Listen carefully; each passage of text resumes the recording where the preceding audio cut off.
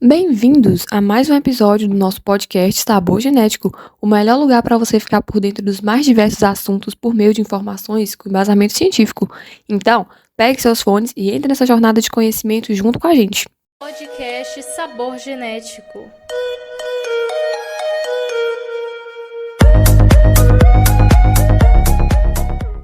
Eu sou a Ângela. E eu sou a Ana.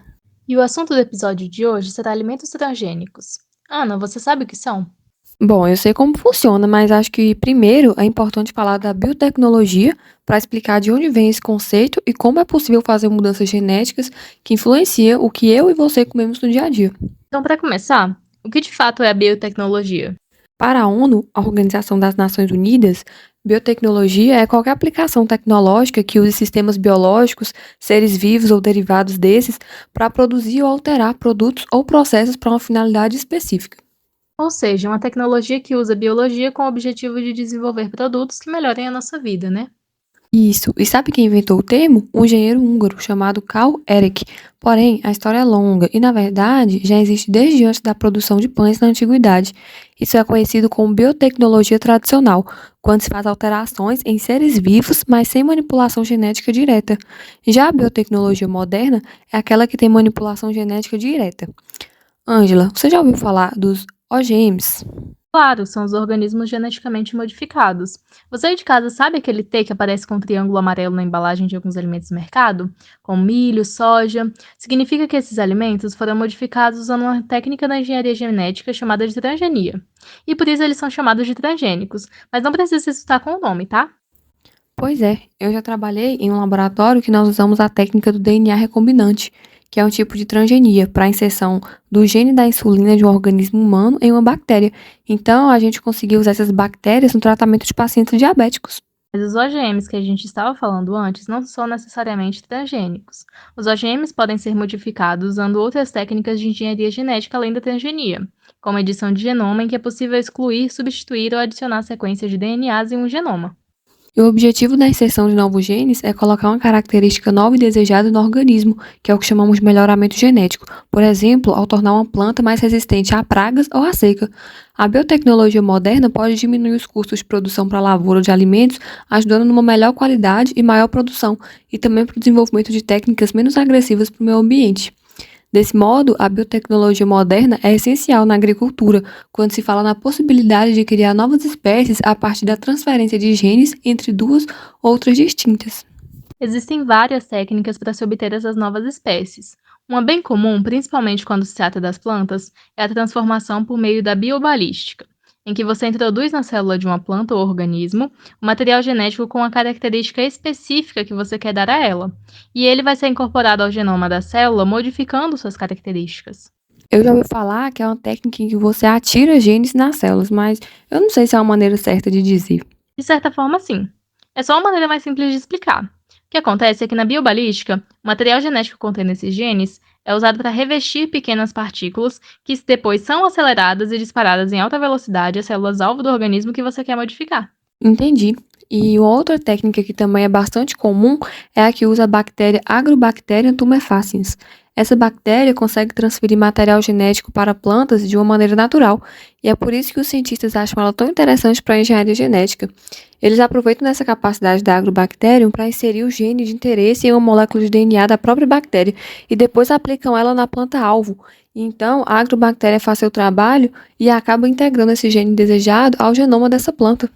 Mas existem muitas técnicas, que inclusive são usadas em alguns alimentos transgênicos que já foram aprovados para consumo e produção aqui no Brasil, como milho, feijão, arroz, soja, canola. Esse milho que a Angela falou é um milho que foi modificado para que ele conseguisse produzir uma proteína que é tóxica para alguns grupos de insetos, sendo um exemplo de melhoramento genético para controle de pragas. Isso acontece pela introdução de genes específicos de uma bactéria de solo chamada Bacillus thuringiensis. Por isso, ele também é chamado de milho BT e ele é resistente a algumas pragas, como por exemplo a lagarta do cartucho do milho. Pois é bem comum que as transgenias sejam usadas para o controle de pragas. O próprio feijão transgênico é alterado para ser resistente ao mosaico dourado, que é um vírus capaz de até mesmo destruir uma plantação inteira. Funciona assim: é isolado um gene do próprio mosaico dourado, e esse gene que vai ser isolado é um gene importante para a multiplicação do vírus. Então, ele é inserido no genoma do feijão. Então, quando esse vírus invadir a célula da planta de feijão, a infecção pela doença vai ser inativada, porque a transgenia vai neutralizar a replicação do vírus. Mas, como tudo na vida tem um lado positivo e um lado negativo, com os transgênicos não seria diferente, né? O lado bom é que é um aumento na produção de alimentos, pois eles diminuem a dependência de um certo tipo de solo ou de clima para serem cultivados. Essas mudanças ainda podem aumentar o seu valor nutricional, como por exemplo o arroz dourado, que é rico em beta-caroteno, e ele pode ajudar no tratamento da xeroftalmia, que é deficiência de vitamina A. Outra vantagem que a gente pode citar é que esses alimentos têm uma maior resistência às pragas, como bactérias, fungos, vírus e insetos. Isso ajuda a diminuir o uso de agrotóxicos no plantio, e a gente sabe que eles podem fazer muito mal à nossa saúde, né?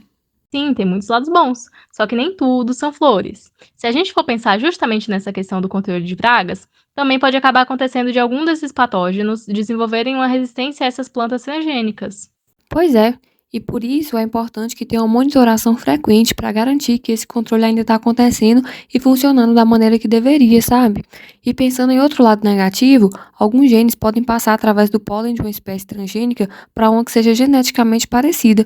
E esse transporte do pólen, seja pelo vento, pela água ou por animais, pode levar à contaminação de plantas não transgênicas, ou seja, nativas, com os genes das modificadas, levando o que a gente pode chamar de poluição genética e podendo resultar também numa espécie nociva ao meio ambiente.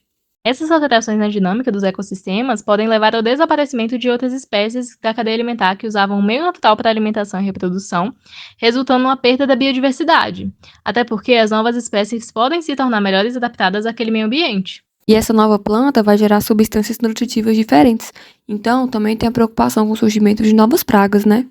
Quando a gente fala de riscos à saúde humana, a gente tem uma preocupação na manifestação de alergias por causa de novos compostos que se formam nesses alimentos modificados. E eles podem acabar alterando um metabolismo humano. Mas esses riscos ainda não foram comprovados e a gente tem que considerar que as alergias são resultado de uma resposta imune individual para cada pessoa. Então, essa possibilidade ainda tem que ser estudada. Bom, caros ouvintes, estamos chegando na parte final do nosso episódio de hoje e agora vamos falar das regulamentações que temos em vigor no Brasil em relação aos OGMs. A gente tem a Lei Brasileira de Biossegurança, que fala que todo produto transgênico precisa passar por mais ou menos 10 anos para ser comercializado. E aí ele só vai para o mercado depois que ele for analisado e aprovado pela CTN Bio, que é a Comissão Técnica Nacional de Biossegurança. Olha, eu não sei vocês aí de casa, mas saber que essa lei existe me deixa mais tranquila.